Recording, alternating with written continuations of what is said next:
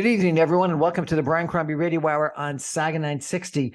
Friday is International Women's Day, and I found out about a really interesting event taking place to celebrate International Women's Day and entrepreneurship, primarily women's entrepreneurship. The organizer is Zee Ivanova, who has an interesting story unto herself that we might get into a little bit. She is Zee is a certified personal development coach with over 10 years of experience in various master coaching certifications and programs. She's got a background in leadership recruiting, in public speaking. She's passionate about driving individuals to be their best selves and creating communities. She specializes, she says, in emotional intelligence and has experience in various different industries, including leadership recruiting and fundraising. Through facilitating global events and workshops, Zee, she says, has learned how to build lasting habits and meaningful relationships. She speaks 4 languages and holds a bachelor's in economics and a master's in international relations from the Sorbonne in Paris, France. Zee, welcome to the show. Thank you, Brian. I'm very appreciative of you having me here. It's my pleasure. So tell me a little bit about this event on Friday, International Women's Day.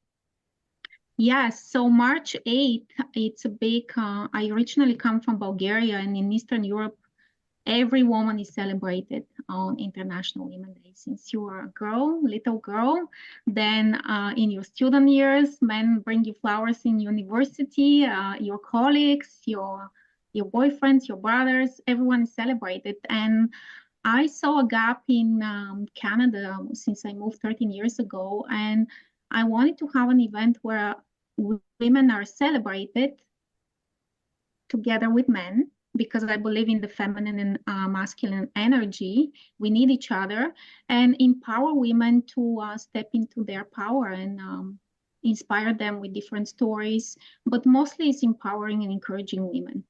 And this event is going to be at the Shangri-La Hotel, I understand? Yes, March 8th, 6 to 10 p.m. And who should attend?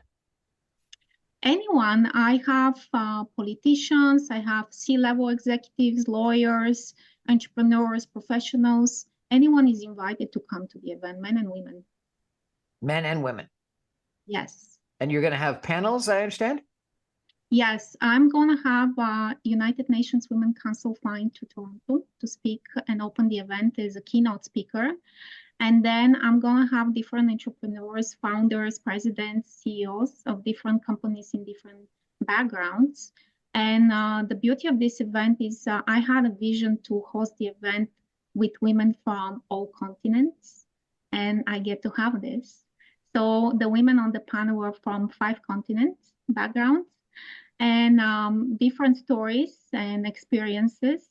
And then I'm going to have a panel with you, Mark, and someone else on the men's side. So it's going to be beautiful. And what are the men going to say? Well, that's a surprise, but we're going to talk about how women can use their superpowers, intuition, and their soft skills in business and their feminine energy to win in life. What's feminine energy? Feminine energy is, that's a beautiful question, is when a woman is going with the flow. She's peaceful, surrendered, soft, and it doesn't go with the competitive side of the masculine energy. So if you look at the woman that is nurturing, that's feminine energy. Is there a website people should go to if they want to check out the event and register? Yes, it's on Eventbrite. I'm going to share the link, and it's called Bold Daring Women. Bold Daring Women. Yes. Sounds fantastic. How did you get into organizing these events? You say you saw that there was a gap in what was available in Canada. Is that why? Yeah, in Canada, I find that Mother's Day is mostly celebrated here. For Women's Day in the last few years, there is the Women's Month. It's not always March 8th. And imagine in some countries like Afghanistan, March 8th is a national holiday. Women are celebrated. So that's where I found that March 8th, I want to have March 8th back to Canada as other countries. So I guess we should bring some flowers. Yes. Flowers for the ladies. And you've got a coaching business, I understand, and you've got an interesting story of your own, of some problems, challenges as you emigrated into Canada. Maybe we're going to take a break for some messages and come back and ask you a little bit about that. Sure. So let's, everyone, we're going to take a 2-minute break for some messages and be back in just 2 minutes with this incredible women entrepreneur, Zee, I apologize, Ivanova. How do I pronounce your last name? Ivanova. Ivanova. The I sounds like an E, who, as I mentioned, is a certified personal development coach, and she's organizing a big Women's Day event on March the 8th. Stay with us, everyone. Back in just 2 minutes.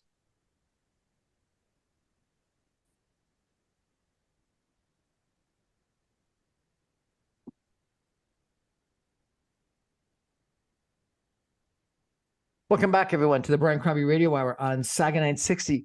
I've got a really interesting young lady to introduce you to tonight. Her name is Zee Ivanova. She is a certified personal development coach. She utilizes her knowledge as an NLP practitioner to guide others into the depths of emotional intelligence with hopes of establishing a sustainable basis for their interpersonal understanding and therefore their personal success.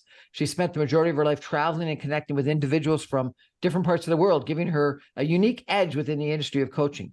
She has this desire to impact, along with her fundamental comprehension of the human psyche, which is a result of 10 plus years of experience in various master coaching certifications and programs. She's been heavily involved in different aspects of the industry, such as, but not limited to, leadership, recruiting, marathon running, nonprofit fundraising, and public speaking. She's grown passionate about driving individuals to be their best selves, as well as creating communities of like-minded individuals along the way.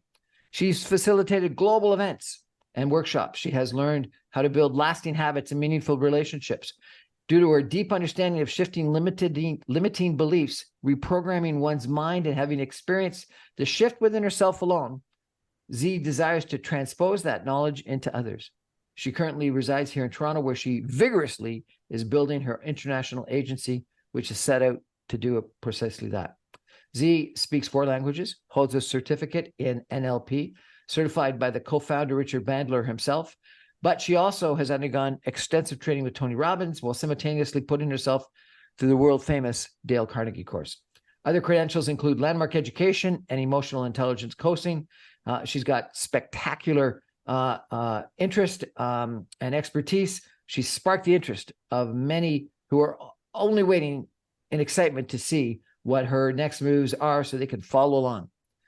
She, in addition, has a bachelor in economics and a master's in international relations from Le Sorbonne in Paris, France. Wow, you've got quite the background. Yes. Zee, tell me, what is NLP? Neuro-linguistic programming. What is it? How you can train your neurology and the language you speak to program yourself for success. So you train how you speak to program yourself better for success. Yes. So explain that. So if you continually say I'm great, you're going to be successful. If you continually say you're a failure, you're going to be a failure.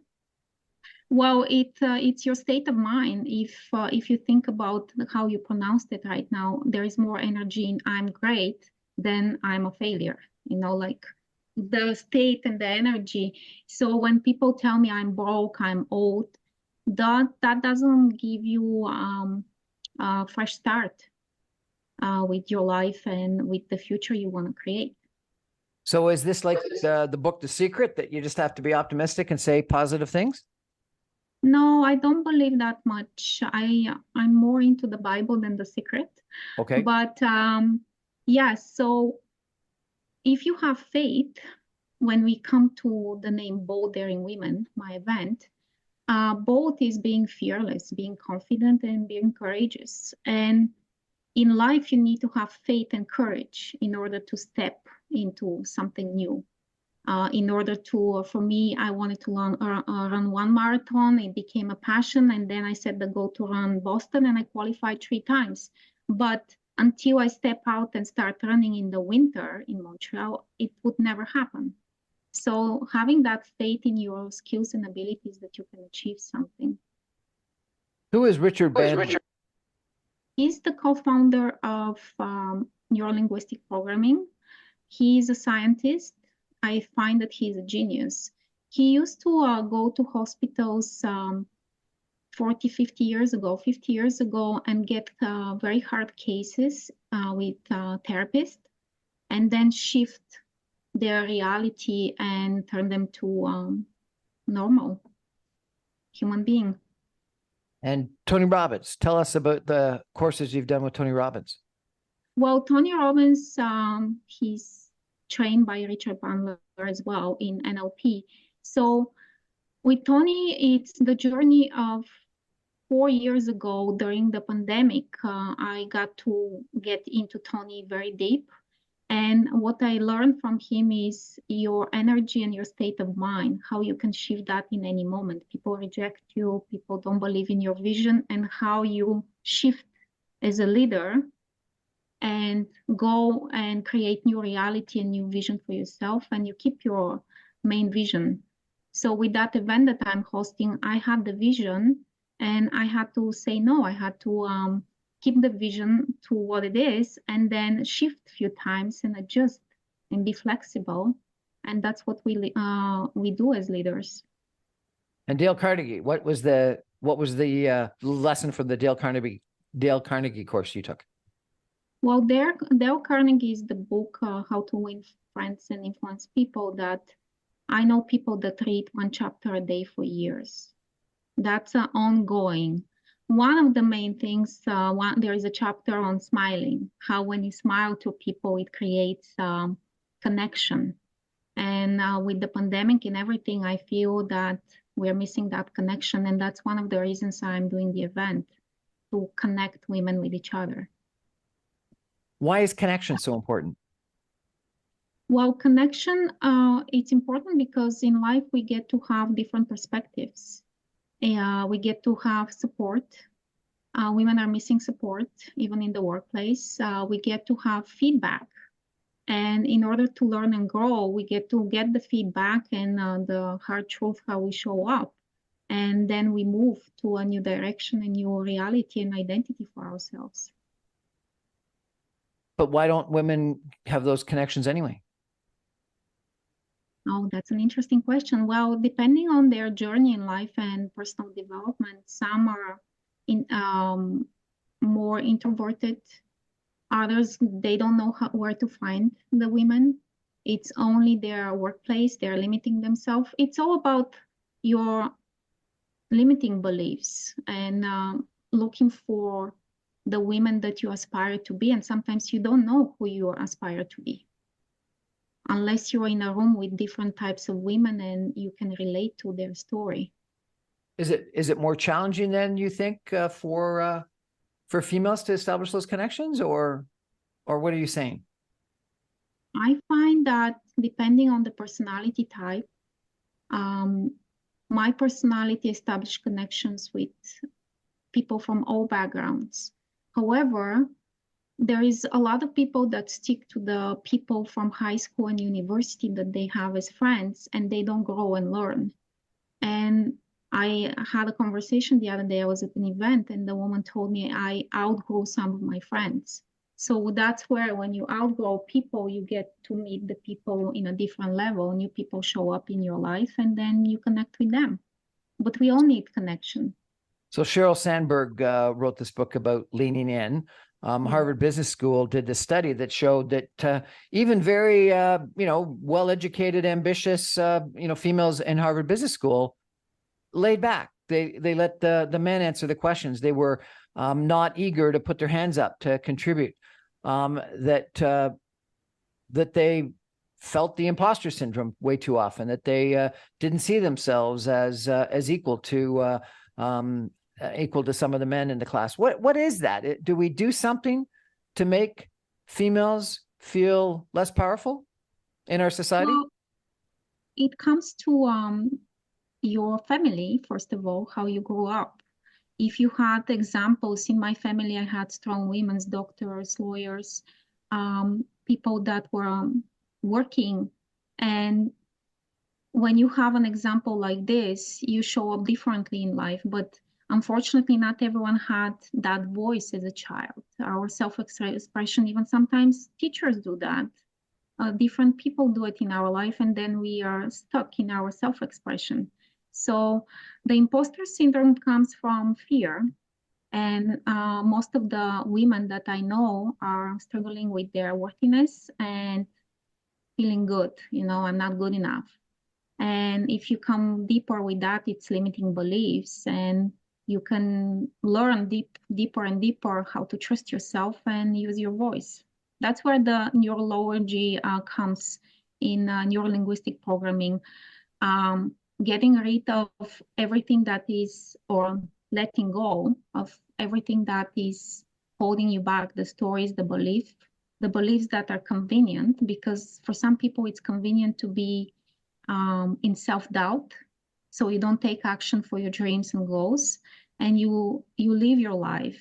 And I was doing a workshop a few weeks ago, and this lady that is 65, when I asked the question, what is costing you, what is self-doubt costing you in your life, she used the mic for the first time and shared how she dropped out of college, how she didn't marry the person she wanted to marry. So that's something that is deeper than just talking about imposter syndrome. It's more deeper.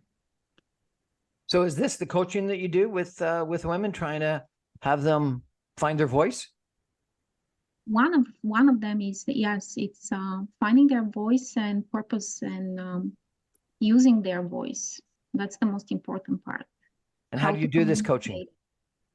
How I do that? Well, we discover different limiting beliefs. We go through some questions, and we discover what is holding you back, where you want to go in life. And first of all, as leaders, we get to have a powerful vision and go deep in that vision. And when we hold that vision, we step into the world with no evidence. Visionaries create stuff into the future. So when I create something into the future, now I know where to start, what to say no, and move on. So it starts first with your vision.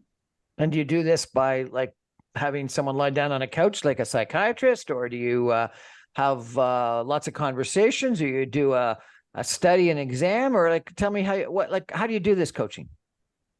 It's mostly a one-on-one conversation, face-to-face or on Zoom. Sometimes I do it in my seminars and workshops. People ask questions and we go deeper there, but mostly the deeper work comes when it's one-on-one.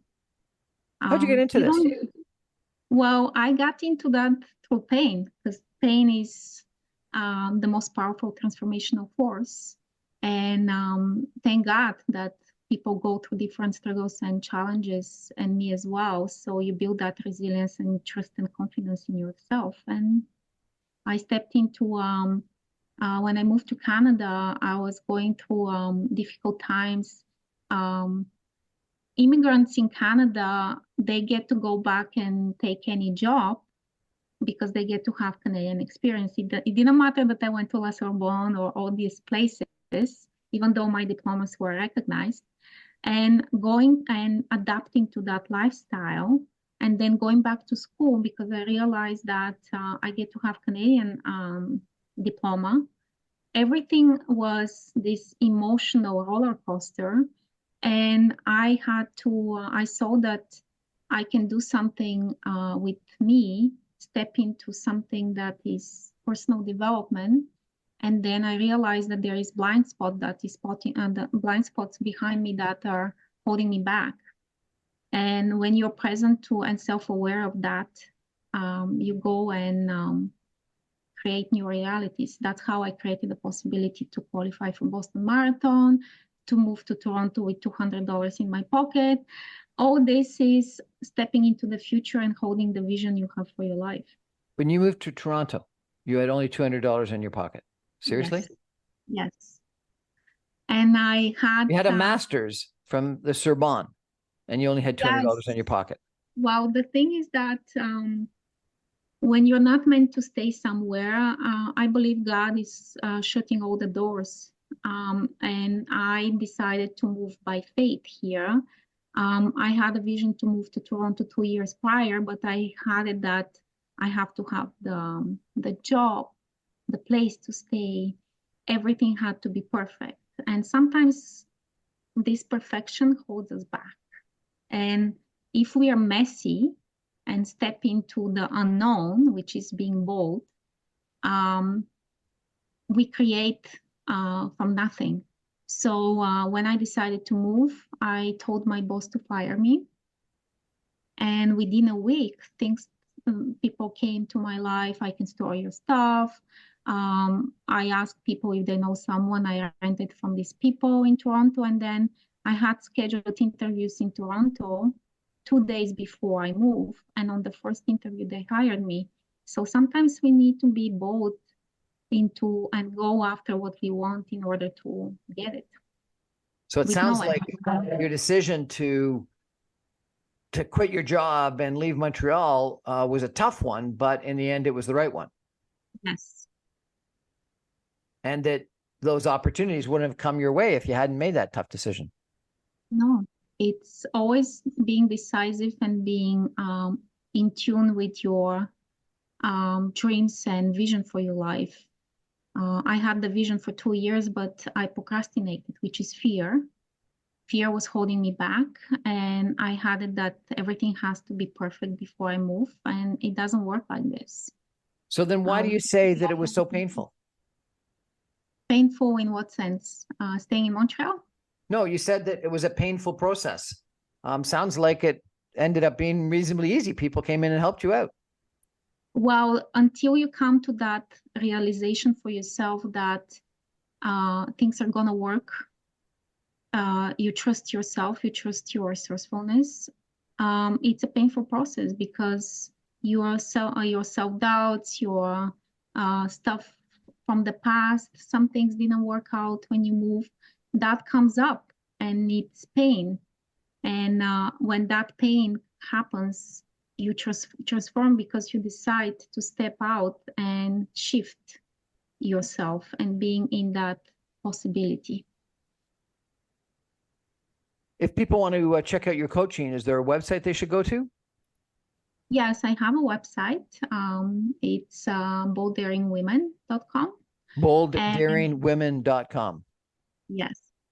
And that's the same one that people should go to if they want to come to your event next on Friday, International Women's Day. Yes. So for the event, they can go on Eventbrite. There is a link on my website as well, but mostly I encourage people to go on Eventbrite to purchase a ticket. And this event is on March 8th, International Women's Day. It's going to go from 6 until 10 p.m. Okay. And it's at the Shangri-La Hotel in downtown Toronto. And tell me who some of your speakers are or panelists. So I have United Nations Women Council, Almas Jiwani. She's diverting her flights from India to Toronto and going to Ottawa. And she has been United Nations Women Council for many years. And she loves to talk about women empowerment. Then I have women that are self-made. I have a lady that is interior designer, self-made. I have a mortgage broker, self-made. I have a lady that moved to Canada from Ecuador, and she was intern in a financial company and became the president of a $2 billion company, talking about adapting to a new culture and getting mentors in life to become the president in a male-dominated world. I have the founder of top 3% finance company in Canada. And I have a lady that is a single mom of two, created a marketing agency, $40 million, and she's going to close the event with the keynote, Program Yourself for Success. Program Yourself for Success. Yes. Sounds like a great evening. And and there's also going to be a couple of men. Yes, you included. I would love to have men on the panel because men give different perspective on women, and men, a lot of men in my life, I have great relationship with my father. They support women, and I want to showcase that to women that men are there to help you. they're providers, they're protectors. So yes. Well, it sounds like a great event. We're going to take a break for some messages, and we're going to come back with Zee. And I'm going to ask her a little bit more about this transformation that she went through and that she recommends for other people, and why this is in our society that we have this this imposter syndrome situation that Sheryl Sandberg says that we need to lean in, or females need to lean in, that Harvard Business School did the study that said even females at the Harvard Business School lay back and don't be assertive. It's a fascinating situation. We're going to take a break and be back with Zee Ivanova in just 2 minutes. Stay with us, everybody.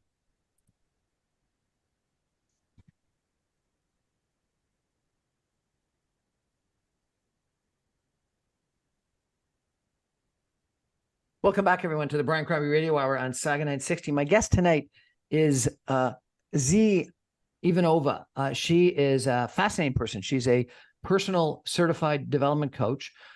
She is an event organizer, and she's got a big event coming up on International Women's Day, which is March the 8th. Zee, I want to ask you if you could take a step back and diagnose the situation for me. There's this strategy professor at Harvard Business School who says that we teach females from a very young age that they're weak. And she says that if you actually show males and females pictures of stick people that are strong, that have got their legs spread apart and look strong, versus stick people that look weak, that their legs are crossed and they're thin and they're smaller, both men and women in their teenage years will pick the strong stick figures as male and the weak stick figures as female. She goes on to say that females during elementary school are ambitious and successful, but then when they get into high school, they start feeling weak on average, and not powerful and not daring. They quit athletics. They actually sometimes, won't answer questions in class so that they don't appear too smart. What is it about our society that's creating this kind of a situation that women, not all the time, clearly not all the time, but sometimes think they have to appear weak? Well, I believe that it's fear, and mostly we have two fears: fear of rejection and fear of success. So how can you be afraid of rejection and success? Well, either one of them, like either fear of rejection or fear of success. So in high school, it's mostly fear of rejection, or like, what would people think of me if I succeed, if I have straight A's? I'm not going to be accepted. I'm not going to be included to the girls group or the sorority. So this is the imposter syndrome that you're talking about.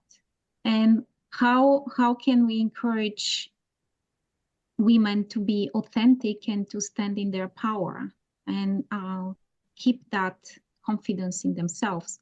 Well, one of it is my mom was very adamant on who I hang out with, because these people really shape how you think and how you act and what decisions you make for your future. So if you hang out ambitious and driven people, you're going to become ambitious and driven. If you hang out with smokers, that's going to impact at least your body, because you breathe it. If you have discipline to say no to that, but most of the times when we are teenagers, we like to people please. And that people pleasing comes from not being worthy. And unworthiness comes from being afraid of something. So that comes with the primary fears. I'm not good enough.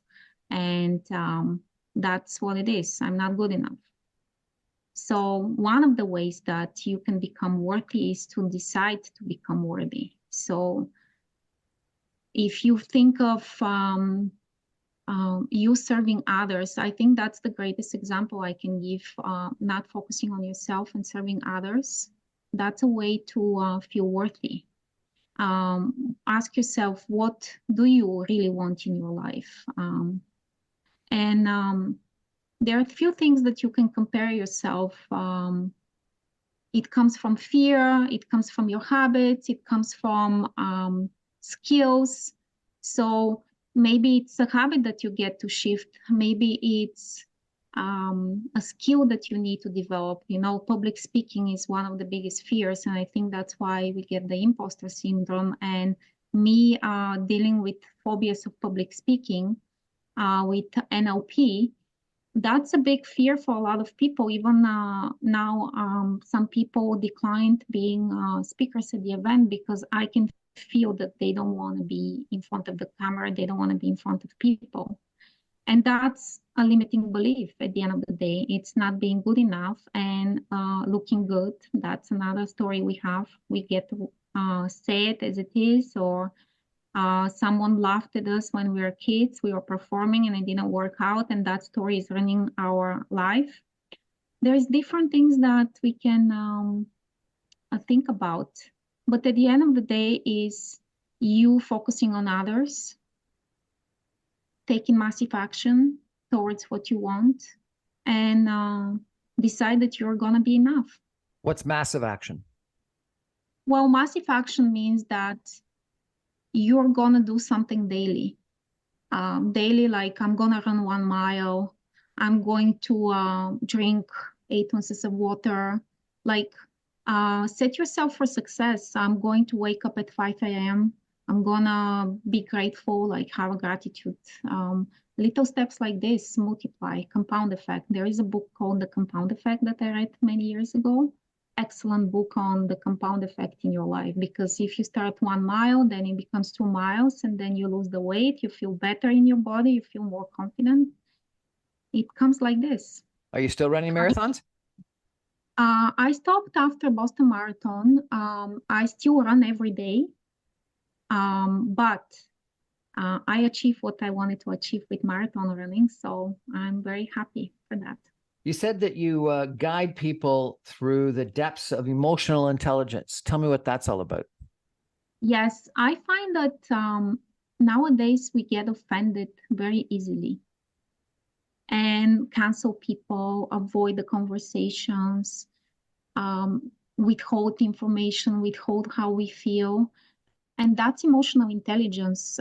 How can you be in front of people? For instance, if we think about political leaders, they can be with the no, they can be with the critics, they can be with the naysayers. So that's emotional intelligence. How do you raise above fundraising for a venture capitalist? That's a lot of rejections. How can you raise your emotional so you don't take it personal? So you go and ask again for what you want. That's the stuff that is being resilient, being persistent, doing stuff consistently, regardless of the results you see. You said that you want to establish a sustainable basis for intrapersonal understanding. What's interpersonal understanding? Is it just connections? Connections and understanding different personalities. We have usually 4 types of personalities. 2 are dominant in each person. And Sorry, what are these 4 different personalities? Well, controller, promoter, supporter, and analyzer. Say that again, please. Controller, which is usually people that are high performers. Controller. They're all about results. Okay. Results driven. Then promoters, which are the fun, the love of the party. They have high energy. They usually are dressed up in a lot of colors, nice frames, Ferrari, all the nice clothes. You can recognize them very fast. And then you have the supporters. Supporter. They listen very well. They're very empathetic. They are supporting you. They can listen to you for hours. And then you have the analyzers. They're all about details, very diligent. So if you know that I'm talking about the positive sides, and they have their negative sides. So if you know the personality you deal with, you can actually train yourself on adapting to their personality and seeing what's important to them.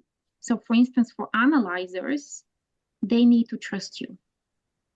So that's why they're into details. They want every day. So you get to show up being reliable and keeping your word.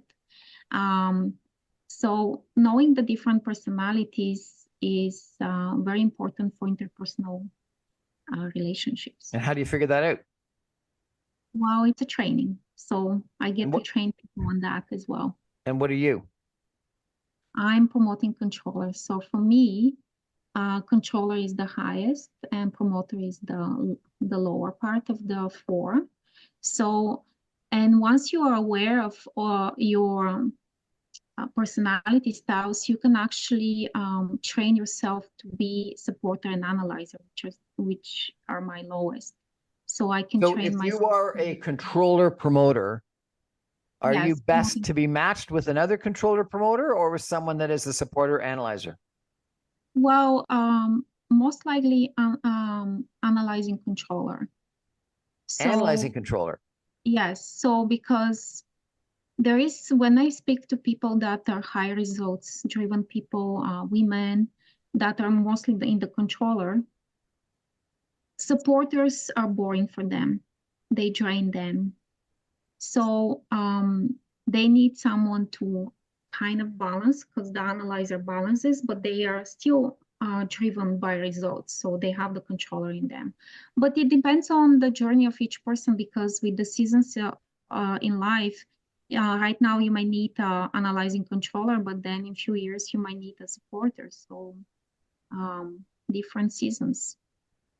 You said that you have a fundamental comprehension of the human psyche. What's a fundamental comprehension of the human psyche? Well, seeing how people act and talk to themselves, the words that they use, there are some patterns of behavior that you can learn and discover. And then when you discover that pattern, you can shift that and slowly change it if you want to, because it's a decision and it's a choice. You had said earlier in our conversation that some females still want to be feminine.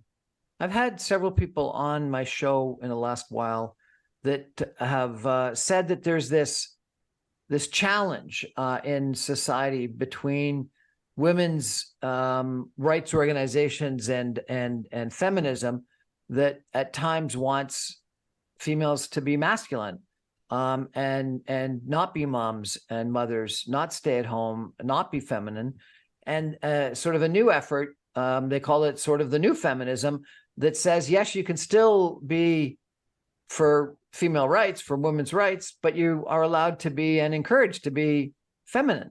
What do you think? Well, for me, it comes from the Bible that Eve was created to be a helper to Adam.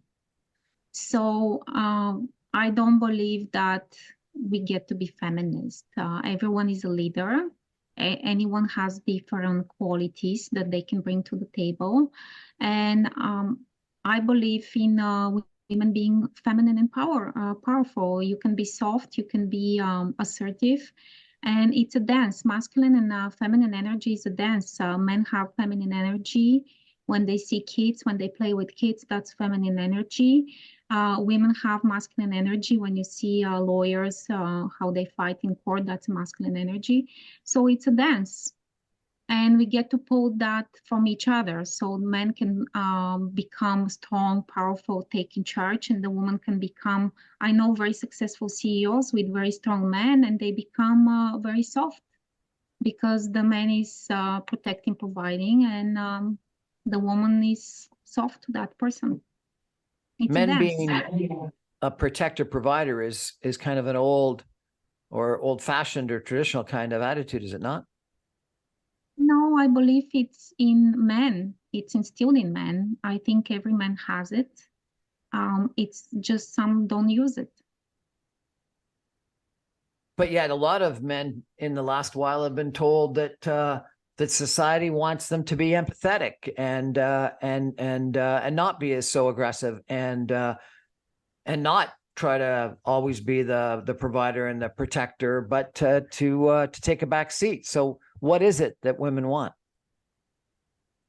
I cannot tell from all women, but what I see is that women want men. They want men that take charge, that are leaders, that are in integrity and keep their word, and they are consistent. So those are very qualities that anyone can develop if they want to. This is an interesting conversation. I really appreciate it.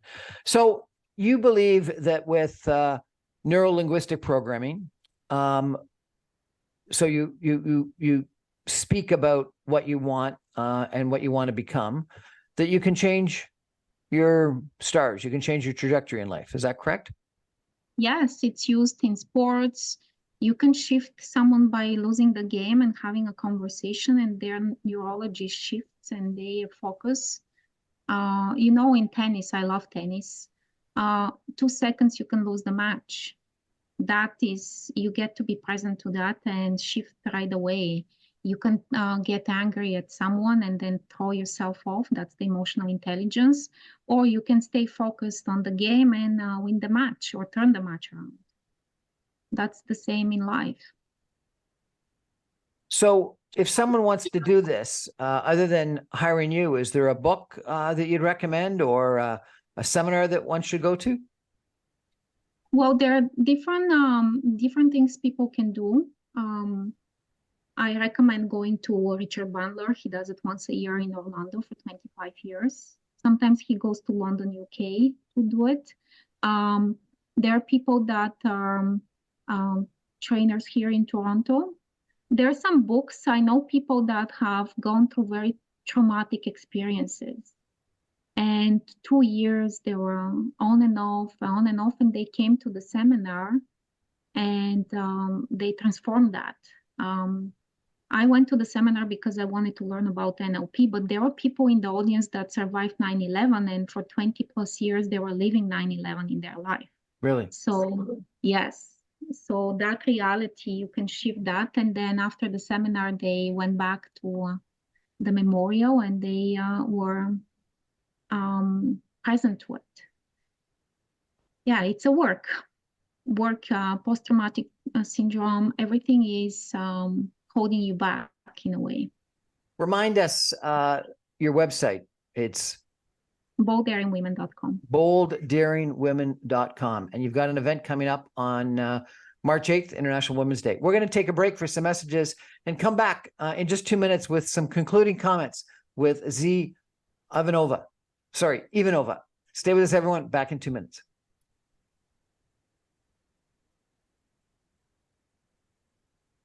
Welcome back, everyone, to the Brian Crombie Radio Hour on Saga 960. I've been chatting tonight with Zee Ivanova, who has got a website. Remind me, it's bolddaringwomen.com?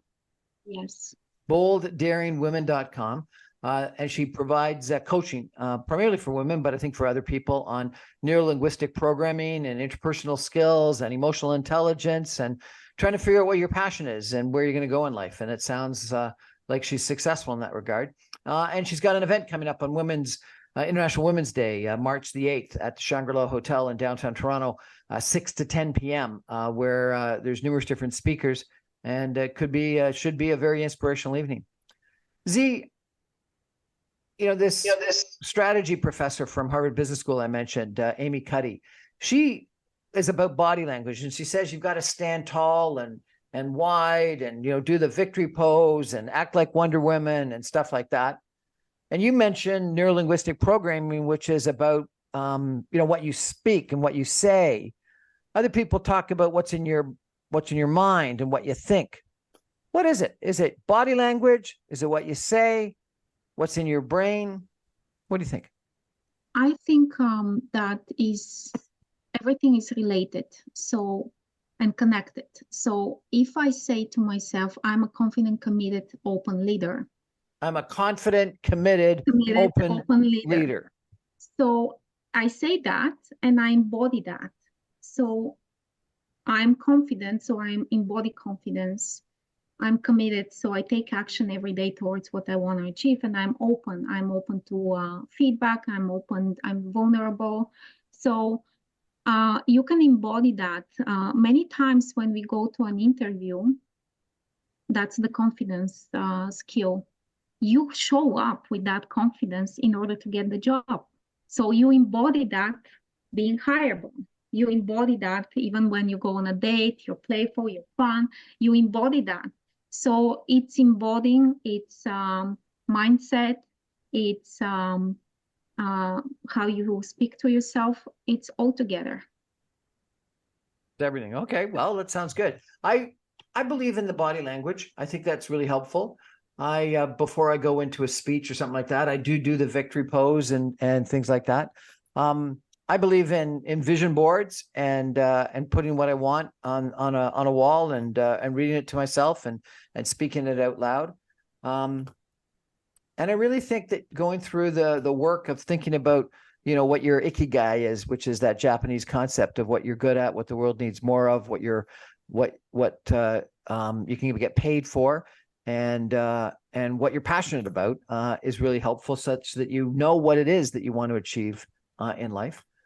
And I think that the reality is that often you don't find that stuff until you go through the tough times. And so your comment about going through some problems and some challenges, and that the tough times are the best teacher and the best motivator, I think is very true. And so many people think that the tough times are bad when they come. They're actually often very helpful because they teach you what you're made of and what you want to achieve. Because it's that old line about what doesn't kill you makes you stronger, and I firmly believe that.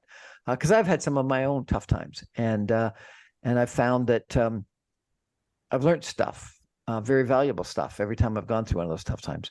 Zee, it's been wonderful chatting with you, getting to know you. I look forward to spending some time with you on Friday. Me too, and I invite everyone to register. We're going to share the link, and I'll see you on Friday. Okay. We've been chatting with Zee Ivanova of boldanddaringwomen.com. She's got an event coming up Friday on International Women's Day. Check it out at boldanddaringwomen.com. Zee, thanks so much. Thank you. That's our show for today, everybody. I thank you for joining us. I remind you, I'm on Monday through Friday at 6 o'clock on 960 AM. You can stream me online at www.saga960am.ca. All my podcasts and videos are available after they go on the radio on my website, briancrombie.com, and on social media. Please sign up and subscribe for my YouTube channel. Good night, everybody. Good night, Zee.